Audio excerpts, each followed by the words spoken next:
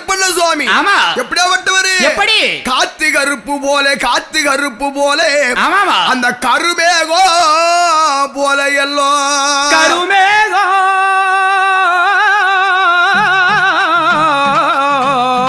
கருமேகம் போலே அல்லோ கருப்பண்ண சுவாமி அவர் காற்றானல்லோ பறந்து வரா யாரையும் சுவாமி கருப்பண்ண சுவாமி ஆமா கருத்த மேகமழகா நீ காவலுக்கு உகந்தழகா